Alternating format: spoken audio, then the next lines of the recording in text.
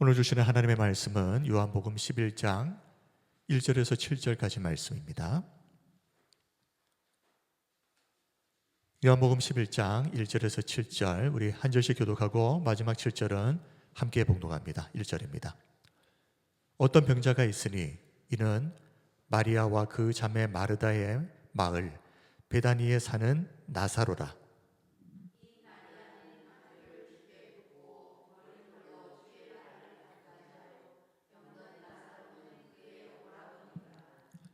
이에 그 누이들이 예수께 사람을 보내어 이르되 주여 보시옵소서, 사랑하시는 자가 병들었나이다 하니,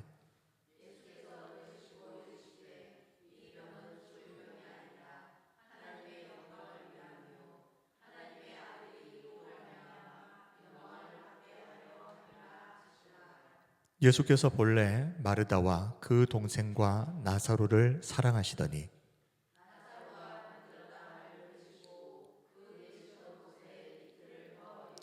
함께 하겠습니다. 그 후에 제자들에게 이르시되 유대로 다시 가자 하시니. 아멘. 오늘은 종려주일입니다. 예수님이 어린 나귀 새끼를 타고 예루살렘에 입성하신 이 종려주일을 맞아 오늘 전할 말씀의 제목은 내가 반드시 너희를 살리리라. 자, 우리 말씀의 제목 한번 따라해 주시면 좋겠습니다. 내가 반드시 너희를 살리리라. 네, 오늘 이 제목으로 하나님의 말씀을 전할 때에 큰 은혜가 있으시길 바랍니다. 오늘 읽은 본문은 이미 잘 알고 있는 내용입니다. 나사로의 장례식과 관련된 내용이죠. 나사로가 죽은 지 나흘째 되던 날, 예수님이 나사로의 무덤을 찾아오셔서 눈물을 흘리신 이 사건이 오늘 종려주일과 무슨 관계가 있겠나 아마 싶으실 겁니다. 그러나 끝까지 잘 들어보시면 굉장히 중요한 의미가 있다는 것을 알게 되십니다. 자, 먼저 나사로가 누구인가? 마르다와 마리아의 오라버니죠. 아마도 부모님은 일찍 돌아가신 것으로 보입니다. 그래서 이 세 남매는 예루살렘 근처 베다니라는 마을에 함께 살았습니다. 그런데 요한복음 11장 3절에서 보면 예수님이 사랑하시는 자라고 표현할 정도로 이 남매들은 예수님과 각별한 사이였죠. 성경을 보면 예수님께서 가끔 나사로의 집에 들러서 그들과 함께 시간을 보내셨다라는 내용들이 나옵니다. 그런데 어느 날 예수님께서 사랑하시는 자, 이 나사로가 병들었다는 소식이 예수님께 전해졌고, 그 소식을 들은 예수님이 이미 죽어버린 나사로의 무덤 앞으로 찾아오신 것이죠. 그런데 예수님은 나사로의 무덤을 찾아오셔서 눈물을 흘리십니다. 요한복음 11장 35절, 예수께서 눈물을 흘리시더라. 자, 이 눈물은 원어를 보게 되면 크게 소리를 내서 우는 울음, 클라이오가 아닙니다. 다크리오라고 해서 조용히 흘리시는 눈물입니다. 눈물이 고여서 그냥 한 방울씩 한 방울씩 떨어지는 그런 눈물이죠. 장례식을 조문하기 위해 찾아왔던 유대인들 중에 어떤 사람들은 예수님이 눈물을 흘리시는 것을 보면서 예수님이 정말 나사로를 사랑하셨나 보다 라고 생각을 했습니다. 요한복음 11장 36절입니다. 이에 유대인들이 말하되 보라, 그를 얼마나 사랑하셨는가. 그런데 예수님은 왜 나사로의 무덤 앞에서 이렇게 조용히 눈물을 흘리셨을까? 이 질문이 굉장히 이상하게 들리실 겁니다. 사랑하는 자가 죽었는데 슬퍼하시고 눈물 흘리시는 것이 당연한 것 아니겠습니까? 그런데 굳이 이렇게 질문을 하는 이유는 두 가지 때문입니다. 먼저 예수님은 나사로가 중병에 걸려 죽어간다는 소식을 들으시고도 일부러 이틀이나 늦게 출발하십니다. 요한복음 11장 6절, 나사로가 병들었다 함을 들으시고 그 계시던 곳에 이틀을 더 유하시고, 요한복음 10장 40절을 보면 당시 예수님은 요한이 처음으로 세례를 베풀던 곳 요단강 건너편 베다니에 계셨습니다. 참고로 나사로가 지금 살고 있었던 곳도 베다니, 그리고 예수님께서 지금 계시는 곳도 베다니. 그런데 이 두 베다니는 다른 곳입니다. 나사로가 살던 베다니는 유대 베다니라고도 합니다. 예루살렘에서 3km 정도밖에 떨어지지 않은 굉장히 가까운 거리에 있는 마을입니다. 자, 이 점을 기억하십시오. 지금 나사로가 살았던 베다니는 예루살렘과 굉장히 가까운 곳이었다. 그런데 예수님이 머물고 계시는 베다니는 요단강 건너편 베다니, 베레아 지역에 속한 것입니다. 그래서 두 베다니는 약 한 30에서 40km 정도 떨어져 있기 때문에 성인 걸음 속도로 도보로 한 이틀 정도 걸리는 거리다. 자, 이게 중요합니다. 이틀 정도 걸리는 거리. 이걸 기억하시고, 자, 예수님께서 이렇게 요단강 건너편 베다니에 계셨을 때 어느 날 나사로가 병에 걸려 위중한 것을 보고 동생 마리아와 마르다가 예수님께 급히 사람을 보내죠. 그런데도 불구하고 예수님은 일부러 이틀이나 지체하신 것입니다. 늦게 출발하시는 겁니다. 어떻게 해요? 일부러. 결국 예수님이 도착하셨을 때는 나사로가 죽고 나서 사흘이나 지나서였습니다. 급하게 사람을 보냈던 마리아와 마르다 입장에서는 얼마나 섭섭했겠습니까? 예수님이 오시고 또 남을 시간이 훌쩍 지났는데 예수님이 안 오시는 겁니다. 그래서 마리아와 마르다는 도착하신 예수님을 앞에 두고 주님이 여기 계셨더라면 우리 오빠 나사로가 죽지 않았을 텐데 그러면서 울먹거립니다. 요한복음 11장 21절에 마르다가 먼저 예수님을 맞으러 나와서 이렇게 말합니다. 예수께 여짜오되 주께서 여기 계셨더라면 내 오라버니가 죽지 아니하였겠나이다. 자, 요한복음 11장 32절을 보면 마리아도 이렇게 이야기합니다. 마리아가 예수 계신 곳에 가서 배웠고 그 발 앞에 엎드려 이르되 주께서 여기 계셨더라면 내 오라버니가 죽지 아니하였겠나이다 하더라. 섭섭한 마음이죠. 예수님 좀 빨리 오시지. 왜 이렇게 늦게 오셨습니까? 그런데 이런 섭섭한 마음이 충분히 이해는 되지만 그러나 한번 생각해 보시면 예수님이 바로 오셨다고 해도 이미 나사로는 죽은 후입니다. 시간대를 계산을 해보면 마리아가 또 마르다가 예수님께 사람을 보냈을 때 그 사람이 예수님이 계신 곳까지 오는데 한 이틀 정도 걸린다 그랬습니다. 그리고 예수님이 바로 출발을 하셨다면 언제쯤 도착하는가 하면 나사로가 죽은 지 이틀째 되는 날에 도착하십니다. 왜 그렇습니까? 예수님이 이틀을 지체하시고 도착하셨을 때 사흘이 지났다고 그랬지 않습니까? 그러면 바로 출발하셨으면 나사로가 죽은 지 이틀째가 되는 날인 겁니다.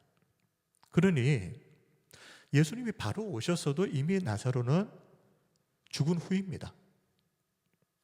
그런데 이상하지 않습니까? 마리아와 마르다가 그걸 모르겠습니까? 그런데 왜 마리아와 마르다는 예수님께서 왜 빨리 오시지 않았느냐고 이렇게 원망을 하는 걸까요? 여기에는 이유가 있습니다. 당시 유대인들은 사람이 죽으면 3일간은 영원히 떠나지 않고 몸 주변을 떠돈다고 믿었습니다. 유대인들의 랍비 문화 미드라시에 보면 사람이 죽으면 그 영혼이 3일 동안은 몸 주위를 맴돌며 다시 몸으로 돌아갈 기회를 엿본다라고 했거든요. 그런데 지금 며칠째가 되어버렸습니까? 3일이 지나서 사흘이 되어버린 겁니다. 이제 시신이 부패하기 시작하고 얼굴색이 변하면 영혼도 이제는 정말 돌아갈 수가 없구나. 그리고 포기하고 떠나가 버린다. 유대인들이 이렇게 생각했습니다.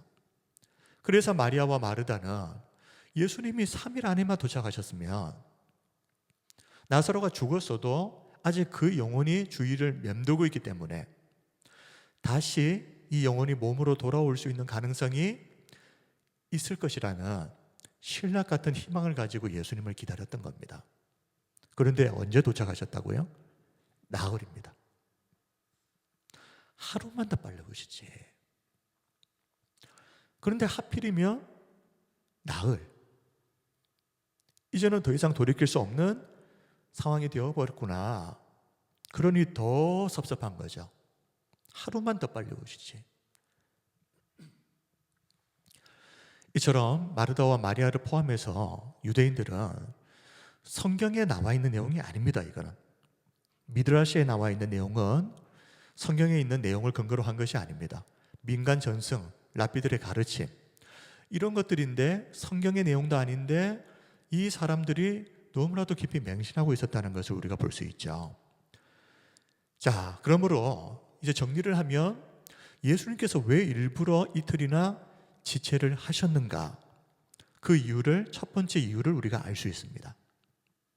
단순히 나사로가 죽기만을 기다리신 것이 아닙니다. 예수님이 바로 출발하셔서도 이미 나사로는 죽었습니다. 그렇다면 뭘까요? 유대인들이 완전히 영혼이 떠났다고 생각하는 그 사흘까지 일부러 기다리신 겁니다. 만약 사흘이 되기 전에 예수님께서 도착하셔서 나사로를 살리셨더라면 사람들은 어떻게 생각했을까요? 그럴 수도 있다라고 생각했을 겁니다. 유대인들이 생각했을 때 이제는 절대 가능성이 없다라고 생각할 때까지, 사흘이 될 때까지 예수님은 기다리셨다. 자, 그런데 이상하지 않습니까? 예수님은 그렇게 일부러 늦게 오셔놓고 왜 나사로의 무덤 앞에서 우시느냐는 말입니다. 그리고 예수님이 우신 것이 참 이상하게 여겨지는 또 다른 이유는 우리가 다 알고 있는 것처럼 예수님은 곧 나사로를 부활시키실 것 아닙니까? 그런데 왜 예수님은 우시는 겁니까?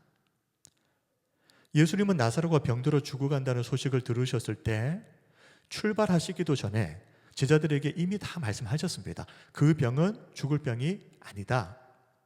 하나님의 영광을 위함이다. 요한복음 11장 4절 예수께서 들으시고 이르시되 이 병은 죽을 병이 아니라 그랬습니다. 이 병은 죽을 병이 아니라 하나님의 영광을 위함이요 하나님의 아들이 이로 말미암아 영광을 받게 하려 함이라 하시더라. 그리고 심지어 예수님은 출발하시면서 우리 친구 나사로가 잠들었다. 그래서 내가 깨우러 간다라고 말씀합니다. 요한복음 11장 11절 이 말씀을 하신 후에 또 이르시되 우리 친구 나사로가 잠들었도다. 그러나 내가 깨우러 가노라.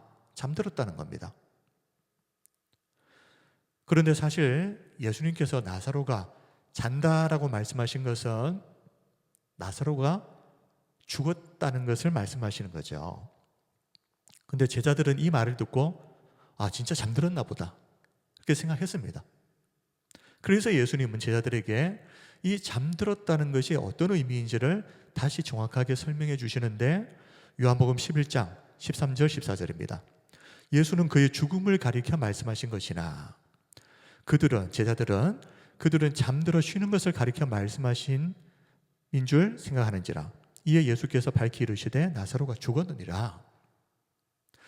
예수님께서 왜 잠들었다라고 말씀하시겠습니까? 사실 우리가 생각할 때 밤에 잠을 자는 것은 어찌 보면 죽는 겁니다. 그리고 아침에 다시 잠든 사람은 눈을 뜨죠. 나사로가 마치 죽었다가 이제 곧 눈을 뜰 것이기 때문에 예수님은 이거는 잠든 것과 똑같은 것이다 라고 말씀을 하시는 겁니다. 자, 이처럼 예수님은 처음부터 나사로가 죽지 않는다, 다시 살아난다, 다시 일어난다라고 말씀하셨죠. 그런데 왜 그 무덤 앞에서 눈물을 흘리시느냐는 말입니다. 왜 우십니까? 다른 사람들은 다 울어도 나사로를 다시 살리실 이 예수님은 아무것도 아니라는 듯이 그냥 덤덤하게 계셔야 되는 건 아닙니까? 그런데 이 상황을 정확하게 이해하려면 우리는 예수님께서 나사로의 무덤 앞에서 단순히 우셨구나라고 생각해서는 안 됩니다. 이 성경의 내용을 정확하게 말하면 심령의 비통히 여기시고 불쌍히 여기셨다라고 나오죠. 요한복음 11장 33절입니다. 예수께서 그가 우는 것과 또 함께 온 유대인들이 우는 것을 보시고 심령의 비통히 여기시고 불쌍히 여기사. 자, 예수님이 우시긴 우셨습니다. 그런데 그것보다 더 정확하게 말하면 심령의 비통히 여기시고 불쌍히 여기셨다. 자, 이 말씀을 생각하지 않고 그냥 단순히 눈물 흘렸다라고만 생각하니까 앞뒤 상황이 전혀 맞지 않게 이질적으로 느껴지는 겁니다. 일부러 늦게 출발하셔 놓고 그리고 곧 나사로를 살리실 거면서 왜 우시나? 이게 앞뒤가 안 맞게 느껴지는 겁니다. 왜요? 그냥 우셨다라고만 생각하니까요. 먼저 이 심령의 비통히 여기셨다. 이 비통이라고 하는 말의 뜻이 한자로는 슬플 비에 아플 통자를 써서 마음이 찢어질 듯한 슬픔을 말합니다. 그런데 원어를 봐야 됩니다. 헬라 원어를 보면 엠브리 마오마이. 자, 이 말은 단순히 슬퍼했다가 아니라 어찌 보면 전혀 다른 뜻입니다. 콧김을 내뿜으며 분노했다. 우리 성경에서는 그냥 눈물을 흘리셨다라고 번역을 했지만 그냥 비통히 여기셨다라고 번역을 했지만 이 비통이라고 하는 원어의 뜻은 분노했다는 말입니다. 그것도 크게 콧김을 내뿜으면서 분노했다. 즉 예수님의 이 비통은 단순히 예수님이 슬퍼하셨구나라는 의미가 아니라 거룩한 분노에 가까운 감정을 지금 예수님이 느끼고 계신다는 겁니다. 지금 예수님이 화가 나신 겁니다. 사실 어떤 면에서 보면 무엇에 대해 분노하시는 거겠습니까? 예수님의 비통, 예수님의 엠브리 마오마이. 지금 예수님은 죄의 결과로 죽음이 찾아왔죠. 그리고 그 죽음 때문에 사람들이 슬퍼하고 애통해합니다. 이걸 보시면서 일종의 분노의 감정을 느끼고 계시는 겁니다. 예수님의 이 분노의 감정은 바로 이 죄에 대한 분노입니다. 왜 내가 사랑하는 나의 이 피조물들이 이 죄 때문에 이렇게 고통받아야만 하는가라는 분노인 겁니다. 그 분노의 감정 때문에 예수님은 이 죄 때문에 슬퍼하고 힘들어하는 고통받고 있는 이 사람들을 보시면서 비통해 하시고 분노의 감정을 느끼시고 또 한편으로는 불쌍히 여기시는 이 슬픔의 감정을 같이 느끼시는 겁니다. 그래서 눈물을 흘리신 거죠. 그래도 한 가지 좀 이상한 것이 있습니다. 어찌되었든 조금 뒤에 예수님께서 나사로를 다시 살리실 것 아닙니까? 그러면 뭐 우실 것까지 있습니까? 그러나 나사로의 부활도 생각해 보면 완전한 부활이 아닙니다. 살아났다고 할지라도 시간이 흘러 다시 죽게 되는 불완전한 부활입니다. 그래서 나사로 입장에서는 그냥 조금 더 사는 시간을 벌었을 뿐인 겁니다. 결국은 어떻게 됩니까? 죽음으로 인해서 언젠가 시간이 지나면 이 슬픔과 고통을 피할 수가 없는 것이죠. 그래서 불완전한 부활입니다. 그래서 예수님은 죄로 인해서 이 피조물들이 도저히 피할 수 없는 이 죽음이라는 이 참혹한 현실. 근데 이게 어떻게 해요? 왜? 죄 때문에. 죄 때문에 이런 일이 벌어진 것에 대해서 지금 비통함, 거룩한 분노의 감정을 느끼고 계시는 것이죠. 여기까지 예수님께서 왜 나사로의 무덤 앞에서 우셨는지에 대해서 살펴보았습니다. 그런데 오늘 본문을 정확히 이해하기 위해서는 이 사건이 언제 있었던 일인가, 그 시점에 대해서 좀 알아야 됩니다. 성경을 쭉 읽어보시면 나사로를 다시 살리신 이 사건이 예수님의 공생의 사역 중 거의 마지막에 있었던 일이었다는 것을 알고 우리가 이 사건을 봐야 됩니다. 다시 말하면 예수님이 십자가를 지시기 정말 불과 몇 주 전에 있었던 일. 이 사건이 있고 나서 얼마 지나지 않아서 예수님은 십자가를 지신다는 것. 이 시점을 알고 한번 생각해 보시면 예수님은 나사로의 무덤 앞에서, 이 비통한 슬픔의 현장 앞에서 죽은 나사로를 향해 나오라 명하시면서 어떤 생각을 하셨을까요?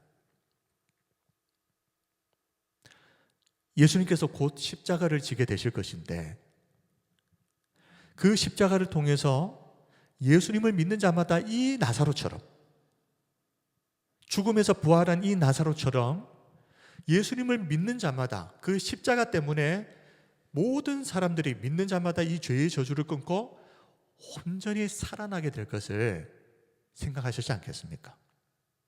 저 나사로처럼 이들도 다시 살아날 것이다. 예수님은 나사로의 부활을 보면서 사람들이 기뻐했습니다. 그 모습을 보면서 다시 한번 이렇게 다짐하셨을 겁니다. 내가 반드시 너희를 살리리라. 나사로를 다시 살린 것처럼 내가 너희를 반드시 다시 살리리라. 나사로는 곧 시간이 지나서 다시 죽을 불완전한 부활이지만 너희들은 내가 십자가를 짐으로 완전한 부활로 이끌림을 받게 될 것이다. 나사로 사건은 예수님께 이런 의미였던 겁니다. 예수님은 나사로가 다시 살아났을 때 터져 나오는 사람들의 환호와 그 기쁨을 보시면서 장차 고통의 십자가를 통해 회복될 진정한 부활의 기쁨을 생각하셨을 것이다. 저는 이걸 말하고 싶은 겁니다. 예수님은 나사로의 그 부활 사건을 보면서 십자가 이후에 있을 부활의 기쁨, 구원의 기쁨을 바라보셨을 것이다. 바로 이것이 겟세마네 동산에서 예수님이 기도하실 때 그 예수님을 극한의 상황에서도 버틸 수 있게 했던 동력이 되었을 거라고 생각합니다. 겟세마네 동산에서 땀이 피가 될 정도로 기도하셨을 때 예수님은 나사로를 살릴 때 사람들이 그렇게 기뻐했던 그 모습을 떠올리지 않으셨겠습니까?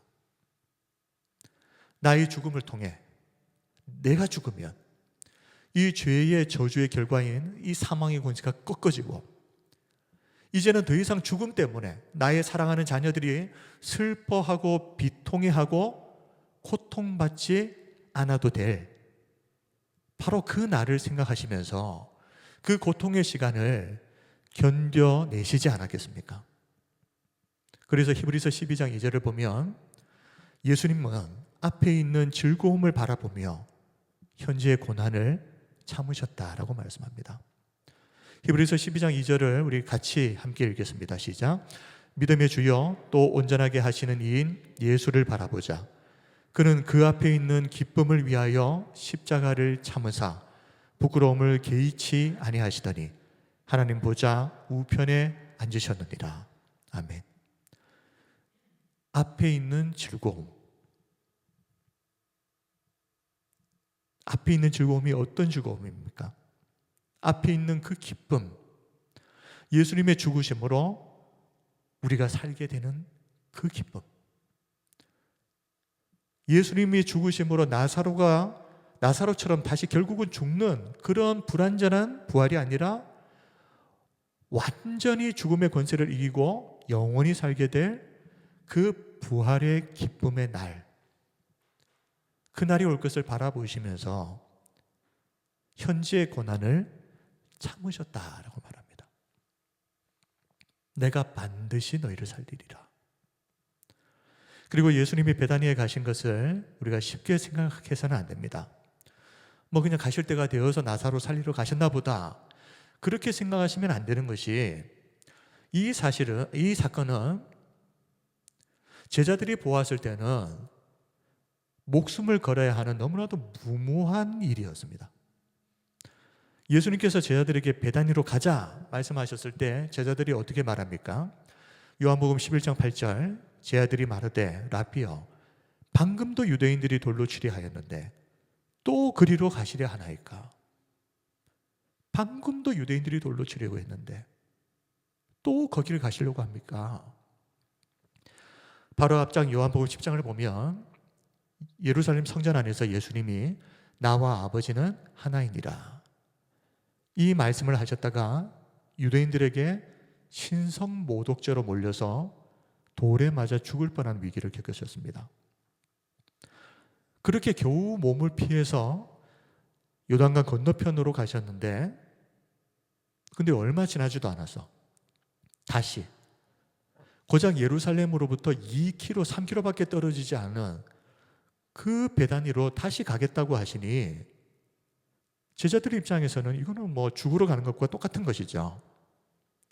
그래서 도마는 이렇게 말하는 겁니다. 요한복음 11장 16절 디두모라고도 하는 도마가 다른 제자들에게 말하되 뭐라고요? 우리도 주와 함께 죽으러 가자. 가면 죽는다는 겁니다.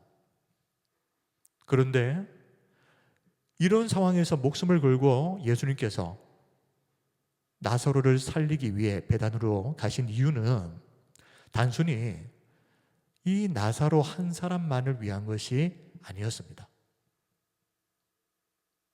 나사로가 죽은 이 죽음의 현장 앞에 있는 그 모든 사람들을 위해서 내가 간다라고 말씀합니다. 요한복음 11장 42절 항상 내 말을 들으시는 줄을 내가 알았나이다. 그러나 이 말씀하옵는 것은 둘러선 무리를 위함이니 곧 아버지께서 나를 보내신 것을 그들로 믿게 하려 함이니이다. 예수님은 지금 나사로의 무덤 앞에 둘러서 있는 사람들을 향하여서 그 앞에서 하나님께 기도하면서 이 일은 둘러선 무리를 위함이다. 나사로뿐만이 아니라 여기에 둘러서 있는 이 비통해하고 슬퍼하고 애통해하는 이 모든 사람들을 위해서 내가 이렇게 하는 거다. 이 기적을 통해서 나사로가 살아나는 이 기적을 통해서 그 죽음의 현장 앞에 있었던 모든 사람들이 예수님이 바로 부활이요 생명인 것을 깨닫고 믿을 수 있도록 하기 위해서 그래서 내가 이 나사로가 죽은 베다니로 간다는 것이죠. 곧 아버지께서 나를 보내신 것을 그들로 믿게 하려 함이니이다.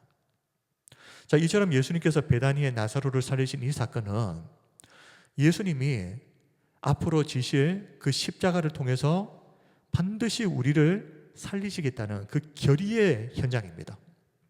내가 어떤 경우에도 이 십자가 피하지 않고 나사로를 살린 것처럼 이 사람들을 내가 살릴 것이다.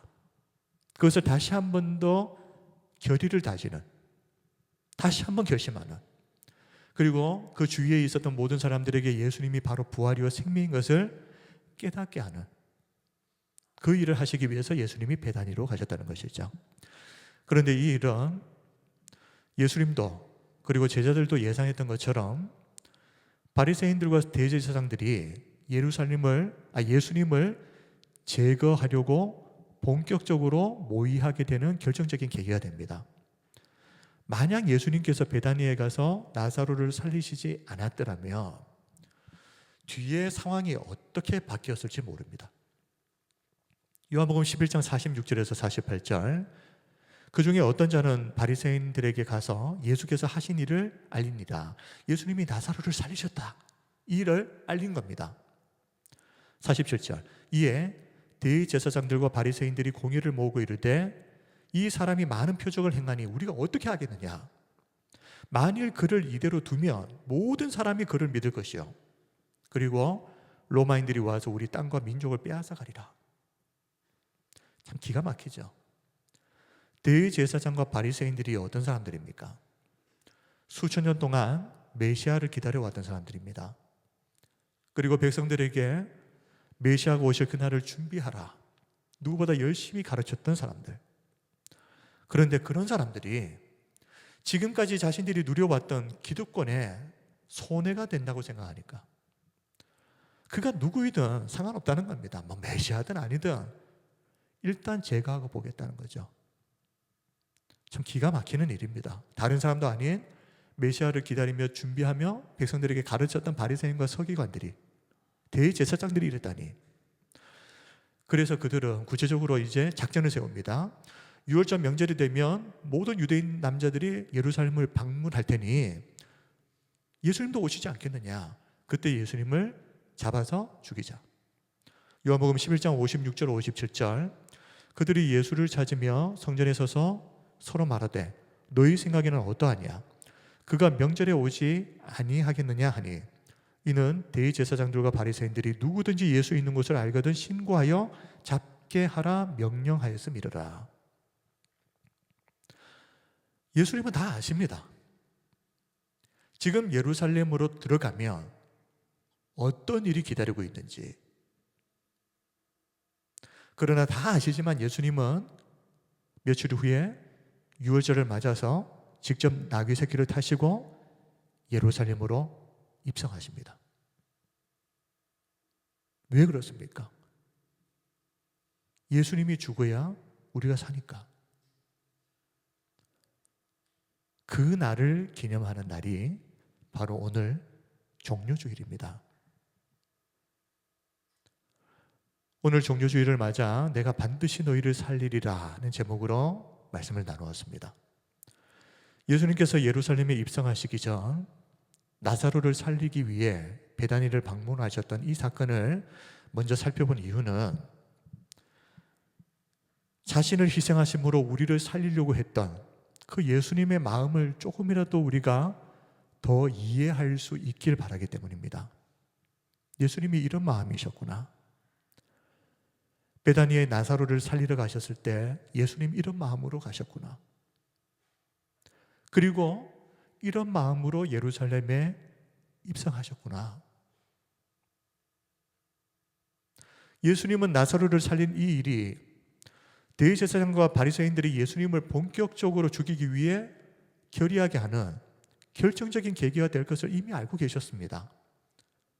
그러나 죄의 결과로 이 죽음이라는 비참한 운명 앞에 놓여있는 우리를 살기 위해서 예수님은 그 길을 피하지 않으시죠. 그래서 심지어 예수님은 빌라도에게 신문을 받으실 때에도 입을 닫고 침묵하셨습니다. 자기 자신에 대해 단 한마디도 변호하지 않습니다. 예수님은 이 죽음의 십자가가 절대 예수님을 비켜나갈 수 없도록 하신 겁니다. 그 희생이 있었기 때문에 지금 저와 여러분이 있을 수 있다는 것을 우리가 기억하면서 오늘 이 종료주일을 잘 보냈으면 좋겠습니다. 그리고 종료주일이 지나고 나면 내일부터 한 주간 고난주간이 시작됩니다. 오늘 주신 말씀을 통해서 주님의 고난을 우리가 더 깊이 이해하고 또 이 한 주간 주님의 고난에 동참하면서 경건하게 한 주를 잘 보내시길 바랍니다. 그리고 다음 주일 우리 다 함께 영광스러운 부활의 아침을 맞이하는 이 은혜가 있으시길 주님의 이름으로 축원드립니다. 아멘. 우리 이 시간 찬양하고 하나님께 우리 기도하겠습니다.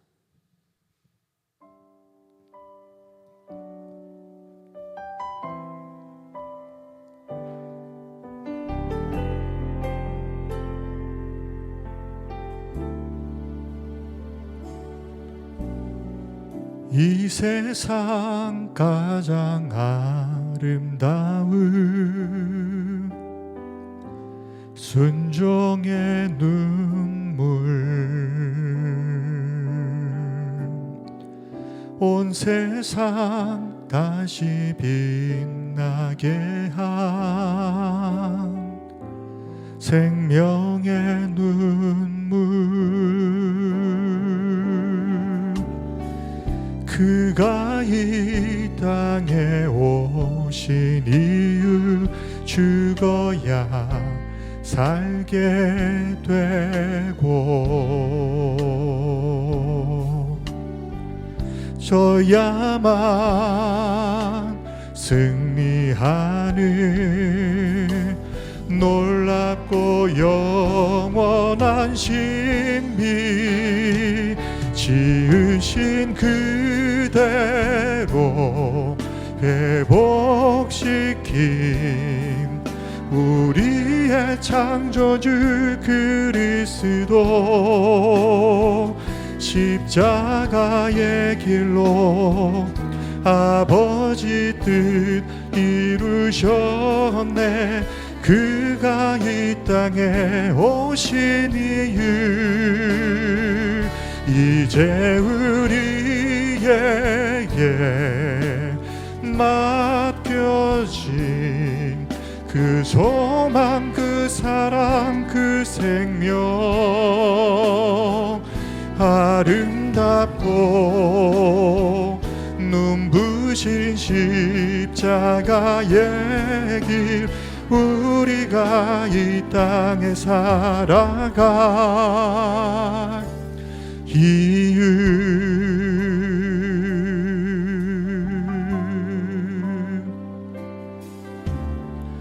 그가 이 땅에 오신 이유, 죽어야 살게 되고